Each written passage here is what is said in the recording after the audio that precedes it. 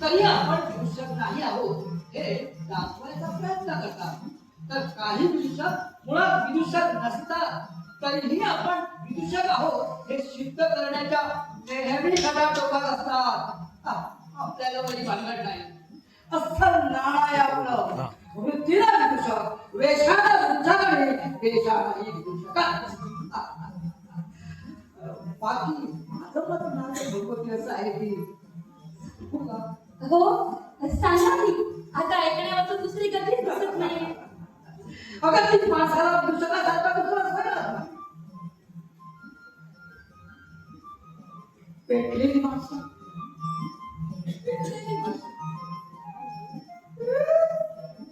रडणारी माणसं, हसणारी माणसं, गाजणारी माणसं, लाजणारी माणसं,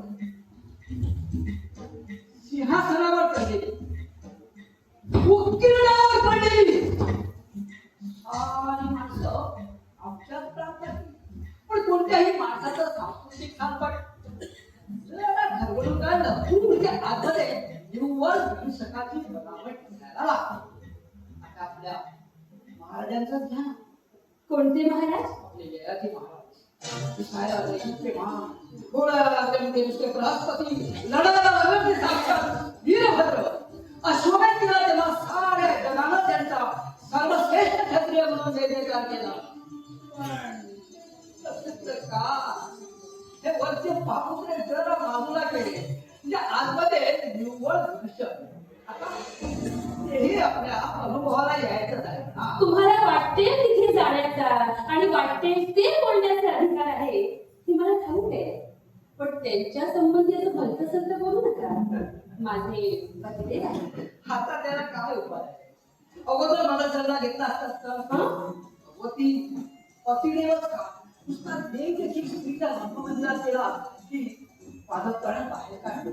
त्याप्रमाणे स्त्रीच्या सहवासात असताना पुरुष आपला सारा पराक्रम, सारा ताकद, सारा शहाणपण बाहेर ठेवूनच जातो. पुरुषाला विदूषक करणारी महान शक्ती म्हणजे स्त्री. आणि स्त्रीला करणारी महान शक्ती म्हणजे अगदी पोटात असताना सुद्धा ते आपल्या आईला विचार बनवतं. मग बाहेर आल्यानंतर काय विचारूच नका. एक महाराजांचे थोडे तुम्हाला ठाऊक आहे? हो म्हणजे ऐकलं आहे. लहान वयातच विरक्ती येऊन ते तपश्चर्येसाठी कुठेतरी दूर निघून गेला असं म्हणतात. हो, कपाळाची विरक्ती.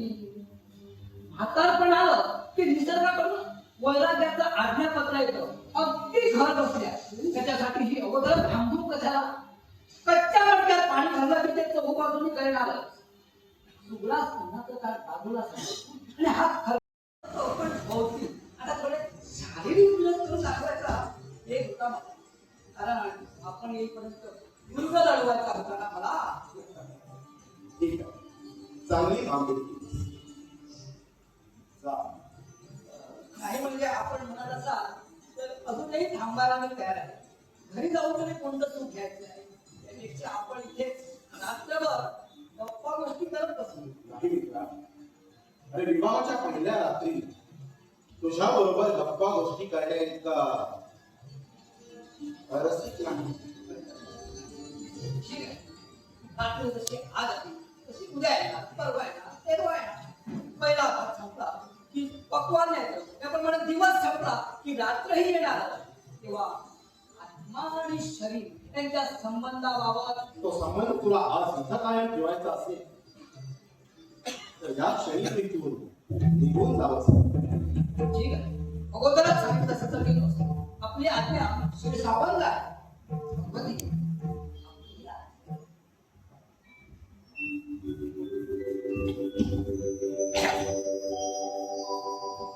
सामान्य स्त्रियाच्या अंगाची काढणी सामान्य नसतात, पण शुक्राचार्याची कन्या सामान्य नाही.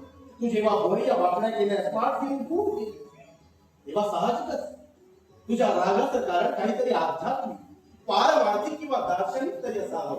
कारण शुक्राचार्यासारख्या श्रेष्ठ विद्वान पुरे माझ्या वडिलांचं नाव इथे वारंवार यायला नको. मीही तेच म्हणत होतो. पण खरंच का आलं? 1000 स्त्रियांच्या रागाचं जे कारण तेच माझ्या आहे. म्हणजे रागात आणि अनुरागात साऱ्या स्त्रिया सारख्या नसतात. पण इतका संशय आला मला. विचारा विचारा आपल्या मनाला विचारा आणि त्यानं खरं उत्तर दिलं नाही ना तर जरा गवाक्षातून बाहेर डोकावून पहा. या पहा आपल्या लाडक्या राजाचा विवाह मंगल साजरे करण्यासाठी नगरातील लोकांनी घराघरात फिरण्याची आरास केली होती. पहा पहा त्याचा एक दिवा तर पेटतो आहे का? हो शिवाय आळ्यातील दीप माळेवर सहस्र पणत्या पेटल्या होत्या. पहा पहा त्याची एक तरी आता जागी आहे का? आणि एवढ्या खात्री पटत नसेल ना तर ती महाशिखराची सांगली पश्चिमेच्या मस्तकावर झळकणारा तो रत्नांचा तुरा आता मुलाने फेकून दिलेल्या शिंपल्यासारखा दिसते आणि दुर्लक्ष होऊन क्षितिजाच्या तळाशी जाऊन पडलाय. ते पहा कदंब वृक्षाच्या फांदी. कदाचित असंही असेल की प्रतिष्ठानात उगवलेल्या या दुसऱ्या शुक्राच्या चांदणीचं अलौकिक लावण्य पाहून ती शर्मिंदी झाली असते आणि मत्सरानं मरून होऊन आकाशाच्या पायऱ्या झाली साखर केलेला सुरुवात. पुरुषांना वाटतं की बायकांना जसं चांदणीसारख्या नक्षत्राच्या किंवा कमळ तोडण्यासारख्या फुला फळांच्या पंक्तीला नेऊन बसवलं की त्यांच्या बाबतीतलं आपलं कर्तव्य संपलं. अभिषेक पाहिला.